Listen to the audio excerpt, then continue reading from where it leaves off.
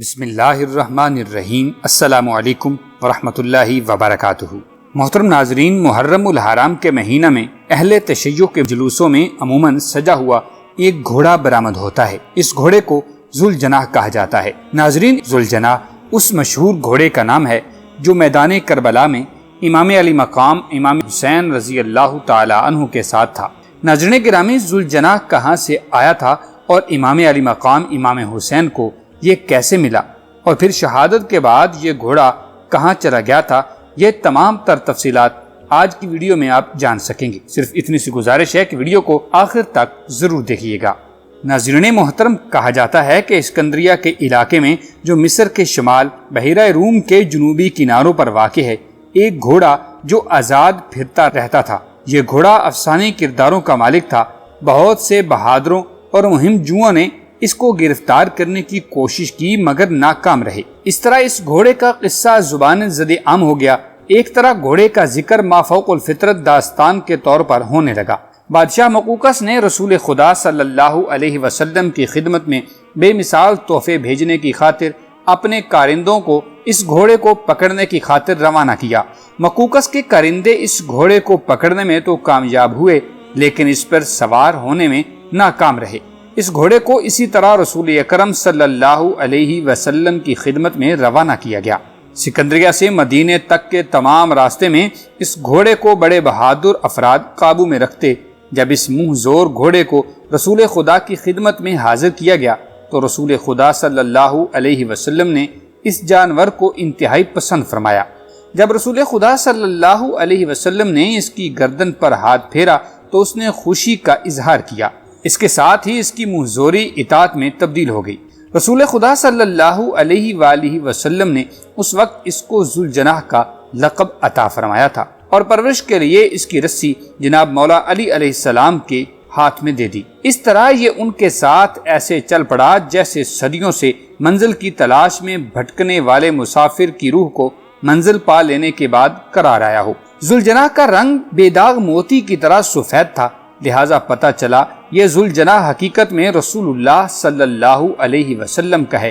اس میں قدرت کا راز یہ ہے کہ آئندہ جب بھی ذکر ذوالجناح ہو، فقط راہوار حسینی کی وجہ سے نہ پہچانا جائے، بلکہ اس کا ذکر ہو تو یاد رسول صلی اللہ علیہ وسلم بھی تازہ ہو۔ اور ذوالجناح کو یہ بھی شرف حاصل ہے کہ اس کی پشت پر سب سے پہلے رسول خدا صلی اللہ علیہ وسلم سوار ہوئے، اس کے بعد مولا علی علیہ السلام اور پھر امام حسن، اور آخر میں جناب امام علی مقام امام حسین علیہ السلام نے سواری کی تھی۔ ناظرین گرامی، ذوالجناح کوئی عام گھوڑا نہ تھا، اسے رسول پاک جیسی شخصیت سے لقب خاص عطا ہوا تھا۔ ذوالجناح جسمانی ساخت کے لحاظ سے دوسرے جانوروں سے مختلف تھا۔ اس کی پیشانی پر ایک خوشنما اور چمکدار ابھار تھا۔ حضرت سلیمان علیہ السلام کے پاس ایسے گھوڑے پائے جاتے تھے جن کے ماتھے پر ایک چمکدار ابھار یا سینگ ہوا کرتا تھا، اور ان کے پر ہوتے تھے جو طاقت پرواز بھی رکھتے تھے۔ بعض روایات کے مطابق وہ گھوڑے جنات تھے جو حضرت سلیمان علیہ السلام کے بعد ناپید ہو چکے تھے۔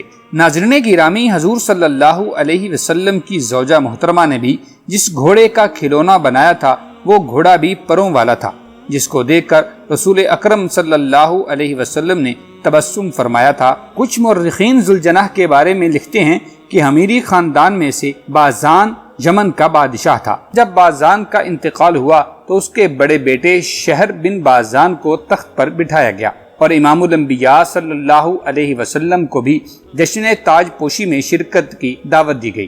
امام الانبیاء صلی اللہ علیہ وسلم نے جناب علی المرتضیٰ شیر خدا سے فرمایا کہ اس کی دل شکنی کرنا مناسب نہیں، آپ یمن تشریف لے جائیں۔ جس وقت جناب علی المرتضیٰ رضی اللہ عنہ یمن تشریف لے گئے تو شہر بن بازان نے شایان شان استقبال کیا اور اپنے محل میں لے گئے۔ جناب علی المرتضیٰ شیر خدا کرم اللہ وجہہ الکریم نے ایک ہفتہ تک وہاں قیام فرمایا۔ تمام اہل یمن اسلامی تعلیمات سے مستفید ہوتے رہے۔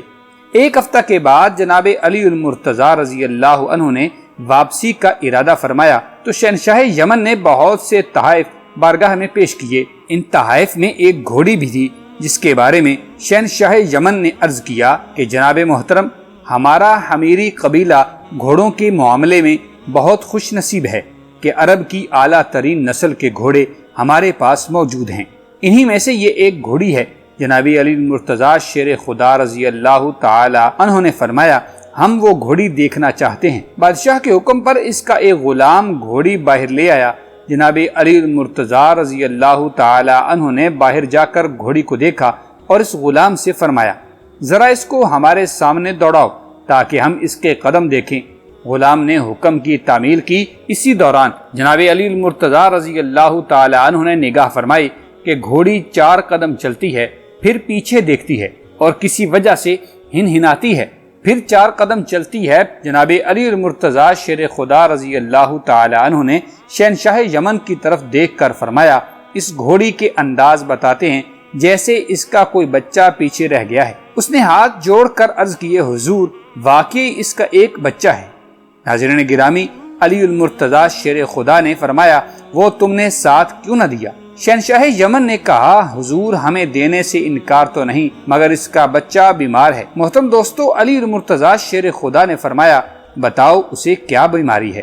اس نے عرض کیا کہ جناب ہمیں نہیں معلوم اسے کیا بیماری ہے مگر جس دن سے پیدا ہوا ہے ہمیشہ اداس رہتا ہے، ہر وقت اس کی آنکھوں سے آنسو برستے رہتے ہیں۔ ہمارے شہر سے دور ریت کا ایک ٹیلا ہے، دانا پانی چھوڑ کر دوڑ جاتا ہے، گرم ٹیلے پر جا کر کھڑا ہو جاتا ہے، پہلے زمین پر گھٹنے ٹیکتا ہے پھر اٹھ کھڑا ہوتا ہے اور مدینے کی جانب منہ کر کے 3 مرتبہ ہنہناتا ہے۔ شہنشاہ یمن جب تفصیل بتا رہا تھا تو جناب شیر خدا کرم اللہ وجہہ الکریم روتے رہے، پھر فرمایا چلو ہم اس کو دیکھتے ہیں، وہ تو ہمارے کام کا ہے۔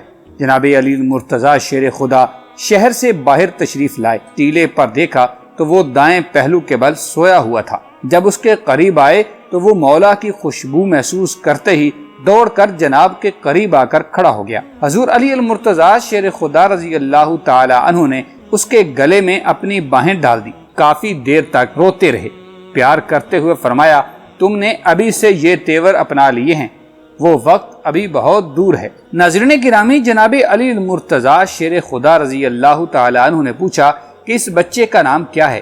تو انہوں نے عرض کیا حضور اس کا نام مرتجز ہے۔ یہ نام سن کر شیر خدا رضی اللہ تعالی عنہ نے فرمایا اے شہنشاہ یمن ہم اسے ساتھ لے جانا چاہتے ہیں۔ اس نے عرض کیا جناب آپ ہر چیز کے مالک ہیں، جو چاہیں ساتھ لے جا سکتے ہیں۔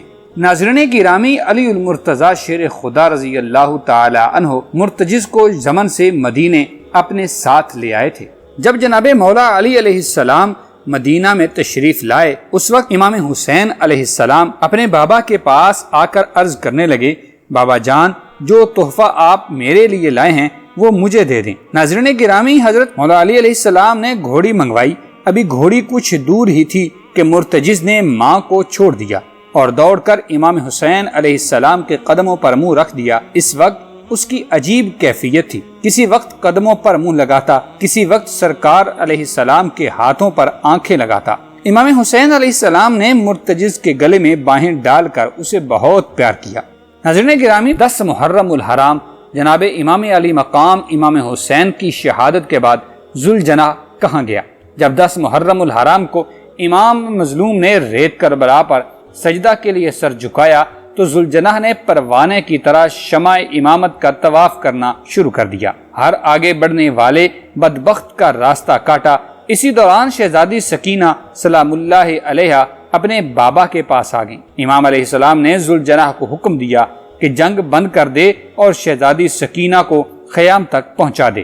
جب جناب سکینہ سلام اللہ علیہا کو خیموں تک پہنچا دیا تو اکثر روایات کے مطابق ذوالجناح خیام سے نکل کر نہر کی جانب چلا گیا جہاں حضرت عباس علمدار کا لاشا تھا اور خود کو نہر کے پانی میں اتار کر غائب ہو گیا۔ بعض کے نزدیک ذوالجناح نے 10 محرم شام غریبہ کو بحکم امام علیہ السلام بی بی شہربانو سلام اللہ علیہا کو پشت پر سوار کیا اور ان کو اس مقام پر جہاں آج بی بی شہربانو کا مزار ہے پہنچا دیا اور خود غائب ہو گیا۔ حاصل کلام یہ ہے کہ ذوالجناح فرض کی ادائیگی کے بعد بحکم ربی اپنی دنیا میں واپس چلا گیا ہے۔